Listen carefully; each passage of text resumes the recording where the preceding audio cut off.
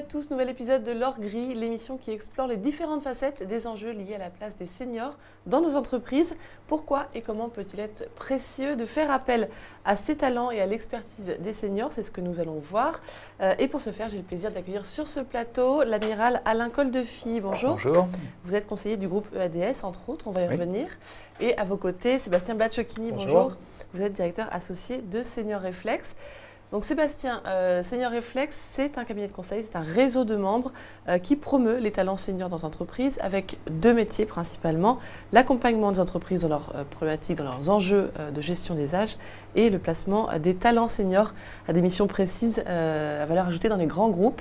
Quelle est l'actualité de Senior Reflex ? Alors, je crois que je voulais partager avec vous 3 notes d'optimisme sur l'emploi et l'activité des seniors. La première, c'est que de plus en plus de groupes s'interrogent et revoient leur démarche sur la gestion active des âges, avec l'allongement de la durée de vie en entreprise, l'enjeu d'intégration des jeunes dans l'entreprise.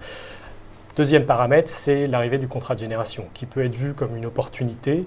Et de plus en plus d'entreprises nous sollicitent pour réfléchir à leur diagnostic sur l'emploi des jeunes et essayer de lier, comme le demande la loi pour le 30 septembre, d'apporter un diagnostic qui permettra de mettre en œuvre des contrats de génération et de lier l'embauche durable d'un jeune avec le maintien dans l'emploi d'un senior de plus de 57 ou l'emploi d'un senior de plus de 55 ans. D'accord. Troisième bonne nouvelle, c'est concernant l'activité, de plus en plus de groupes font également appel à notre structure ou d'autres structures équivalentes pour recruter des seniors, parfois post-retraite, pour des missions stratégiques ou opérationnelles. Il y a donc un réel besoin dans ce sens-là. Et vous êtes un excellent exemple, amiral, de seniors particulièrement actifs et de valeur. On va essayer de tenter de résumer rapidement une partie de votre carrière, parce qu'on n'aura pas le temps de tout dérouler. Au sein des armées, vous êtes bien sûr l'un des rares amiraux 5 étoiles. Vous avez été commandant du porte-avions Clémenceau au début des années 90, puis amiral à bord du porte-avions Foch, commandant de la Task Force aéronavale franco-britannique pendant les opérations au Kosovo. Vous avez été directeur des relations internationales, puis numéro 2 des armées en tant que major général, chef de l'état-major des armées, conseiller de plusieurs ministres de la Défense et bien sûr inspecteur général des armées rattaché au ministre. Cette liste est bien sûr non exhaustive. Et au cours de cette carrière, quels ont été vos relais de motivation? Quels ont été les vecteurs de ce qui, qu'est-ce qui vous a animé pendant cette longue carrière? Bon, c'est simple, tout d'abord la mer, qui fait rêver, qui fait toujours rêver, même quand on a terminé la partie active de son activité. La mer, le métier d'ingénieur, parce que j'étais plutôt un scientifique et je le reste, et puis les contacts humains, c'est un métier de commandement, de management, et la patte humaine dont on est responsable, avec laquelle on va au combat s'il le faut, et c'est le plus important finalement. Et ces 3 dimensions suffisent à faire tenir un homme pour une carrière aussi longue? Tout à fait, parce que c'est sans arrêt renouvelé, comme les vagues, et comme le beau temps et le mauvais temps. Alors, vous avez choisi désormais de poursuivre votre activité post-retraite, notamment auprès du groupe EADS. Oui. Tout d'abord en tant que conseiller du président, et puis maintenant vous êtes consultant pour la direction générale, le président qui était Louis Gallois. Pourquoi ce choix de poursuivre vos activités au-delà de la retraite? Alors, il y a 2 choses. Poursuivre des activités, c'est évident, parce qu'on quitte les armées assez jeunes, finalement. Et pourquoi EADS? Parce que EADS me l'a demandé. C'est un groupe que je connaissais, dont j'avais été le client pendant des années, dont je connaissais tous les dirigeants, et qui me paraissait, à l'époque, en 2006, franco-allemand, du britannique, de l'espagnol, enfin, une construction européenne qui était intéressante et que j'avais vécu du côté des forces armées. Donc voilà, le challenge me paraissait intéressant. C'était inévitable d'aller dans le domaine de l'aéronautique? Peut-être que vos compétences auraient pu s'attribuer à un autre secteur? Non, parce que c'est un groupe qui couvre tous les domaines. Et vous savez que la Marine nationale est le premier client de EADS, avec les missiles de dissuasion, les hélicoptères et bien sûr les missiles tout à fait normaux. Donc il faut se méfier des images un petit peu trop simplificatrices. D'accord. Est-ce que vous pouvez nous décrire en quelques mots votre rôle actuel, vos missions au sein de EADS? Alors, il y a 2 parties. Mon rôle auprès du président Gallois était d'être un conseiller avec un président qui n'a pas besoin de conseil, mais qui a besoin de quelqu'un qui a un regard, j'allais dire, tout à fait libre sur les choses et les événements. Et ce qui l'intéressait, c'était mon expertise en tant que major général des armées, le poste que vous avez cité, parce que j'avais été le responsable du livre blanc interne de la défense en 2005, donc une vision un petit peu large de tous les problèmes constitutifs de la défense. Il me demandait de surveiller l'Allemagne, l'Angleterre et la France en tant qu'objectif défense.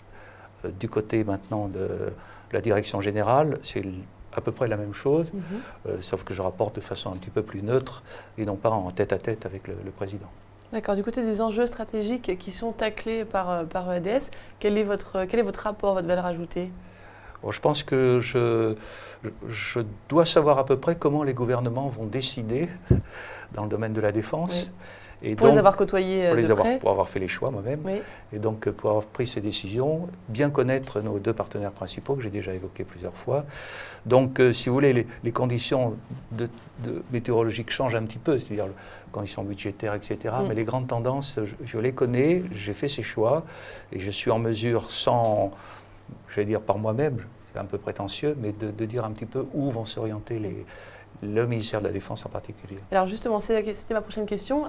Quels vont être les défis futurs, dans un futur proche et un peu plus lointain, de la défense et de l'aéronautique en France et en Europe? Alors il y a plusieurs choses. Il y a un groupe mondial comme EADS qui couvre à la fois l'aéronautique, l'espace, les missiles, les satellites, etc., les hélicoptères. C'est de continuer à croître dans un climat de concurrence exacerbé avec un adversaire principal, Boeing, que tout le monde connaît, et puis des pays émergents. Donc il faut faire de la croissance, passer de 55 à 80 milliards de chiffre d'affaires, couvrir à peu près tous les domaines et se préparer à affronter les clients asymétriques. Pour ça, bien sûr, conquérir de nouveaux marchés, faire croissance externe, interne, et puis renforcer la base européenne, un peu comme fait l'industrie automobile allemande, c'est-à-dire que EADS fabrique en Europe, finalise en Europe un produit qui est de haut de gamme et ne délocalise à peu près rien. Voilà, ça c'est les objectifs EADS. La défense, c'est à la fois plus simple et plus compliqué. C'est au plan opérationnel, pour les armées, des tendances lourdes, des cycles qui sont liés à la géographie, au passé militaire, au passé d'intervention, etc. des pays, et en même temps des menaces nouvelles asymétriques. Et dans le domaine des équipements, des cycles lourds, on a cité un porte-avions tout à l'heure, c'est des choses qui durent 50 ans, 60 ans entre le moment où on les conçoit, ou le Rafale, 20 ans, 30 ans, 40 ans, 50 ans, et puis des équipements qui peuvent durer 2-3 ans.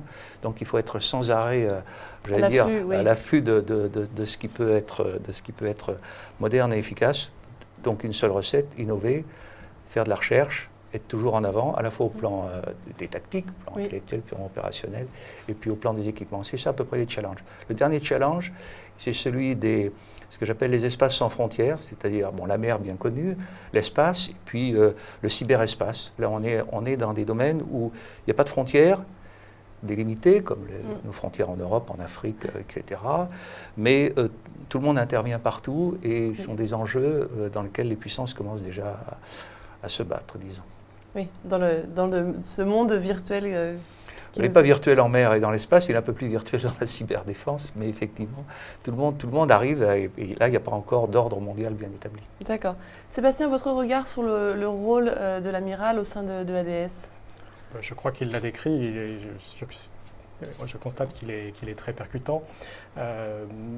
Plus globalement, on parle de ADS, on parle de DCNS, on a de vrais fleurons dans l'industrie de la défense, maître d'œuvre, mais aussi une myriade de PME innovantes et qui exportent, qui sont tout à fait précieuses. Et ce qui est appréciable, c'est de voir que des seniors peuvent aider à préparer le futur et travailler la cohésion intergénérationnelle pour la défense de demain. En bonne intelligence entre les grands majeurs de l'armée et puis ces nouvelles têtes pensantes que sont les PME françaises tout à fait. dans la défense.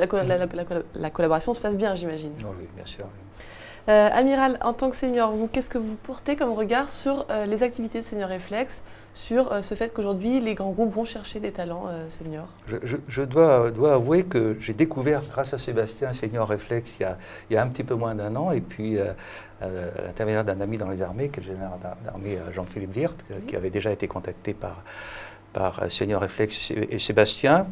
Voilà, de façon très, très pragmatique, j'ai été invité à un dîner début juillet auquel j'ai découvert des propos, des personnes et un discours qui m'intéressaient. On a repris contact à la rentrée, voilà, et on est en train de discuter ensemble de ce qui pourrait être intéressant. Est-ce que c'est quelque chose que vous essayez de promouvoir au sein de vos relations, de vos anciens contacts Alors, bien évidemment, il se trouve que tout à l'heure, j'étais avec un camarade, il me demandait ce que j'allais faire. J'ai dit, voilà, je vais promouvoir l'or gris qui reste un petit peu dans mon cerveau. Sébastien, peut-être un mot pour conclure? Oui, on a parlé de la défense aujourd'hui. Moi, je voudrais vous proposer peut-être de parler d'autres secteurs prochainement, du ferroviaire, qui est aussi une industrie où l'expertise joue à plein, de l'énergie avec le nucléaire, mais aussi dans le débat sur la transition énergétique, d'autres formes d'énergie à inventer. Et puis, on aura là aussi besoin d'innovation tout en conservant ces modèles qui étaient les nôtres jusqu'à maintenant, puisque ce sont aussi des secteurs qui ont des délais de croissance qui sont assez longs et des délais de fonctionnement qui s'étendent sur des dizaines d'années. Merci messieurs tous les deux pour votre présence sur ce plateau. Et donc on vous retrouve très bientôt pour un prochain épisode de l'Or Gris.